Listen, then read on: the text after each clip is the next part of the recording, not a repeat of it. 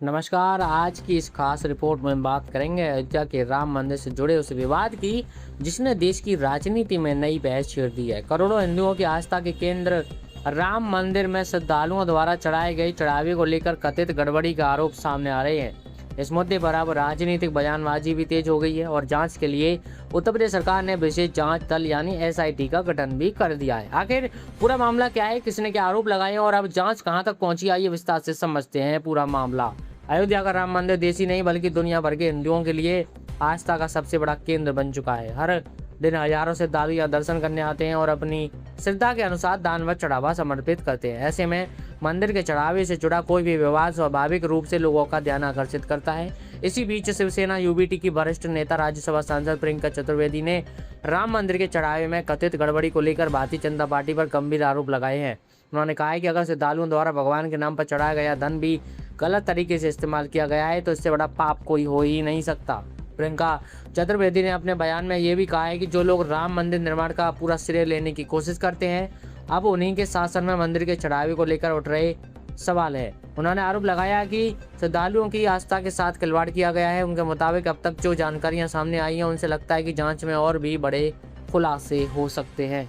उन्होंने कहा है कि भारतीय जनता पार्टी धर्म और आस्था के नाम पर राजनीति करती है, लेकिन जब जवाबदेही की बात आती है तो सवालों से बचने की कोशिश की जाती है। प्रियंका चतुर्वेदी ने दावा किया कि अगर जांच पूरी पारदर्शिता के साथ हुई तो मामला काफी बड़ा साबित हो सकता है। दूसरी ओर इस पूरे विवाद के बाद उत्तर प्रदेश सरकार ने मामले की जांच के लिए 3 सदस्यीय विशेष जांच दल यानी कि एसआईटी का गठन कर दिया है। सरकार का कहना है कि आरोपों की निष्पक्ष जांच कराई जाएगी और जो भी तथ्य सामने आएंगे उनके आधार पर आगे की कार्रवाई की जाएगी। इस एसआईटी में वरिष्ठ आईएएस अधिकारी विजय विश्वास पंत, आईपीएस अधिकारी किरण एस और वित्त विभाग के विशेष सचिव नील रतन को शामिल किया गया है।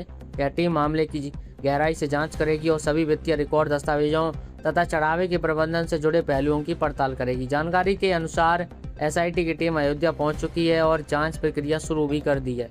टीम मंदिर प्रशासन से जुड़े दस्तावेजों की समीक्षा करेगी, चढ़ावे के रिकॉर्ड की जाँच करेगी और यह पता लगाने की कोशिश करेगी कि कहीं धन के प्रबंधन में किसी प्रकार की अनियमितता तो नहीं हुई। हालांकि विपक्षी दलों ने एसआईटी जांच पर भी सवाल उठाए हैं। विपक्ष का कहना है कि राज्य सरकार द्वारा गठित जांच टीम से पूरी तरह निष्पक्ष जांच की उम्मीद करना मुश्किल है। विपक्षी नेताओं ने मांग की है कि इस मामले की जांच सुप्रीम कोर्ट के किसी पूर्व न्यायाधीश की निगरानी में कराई जाए ताकि जांच की विश्वसनीयता पर कोई सवाल न उठे।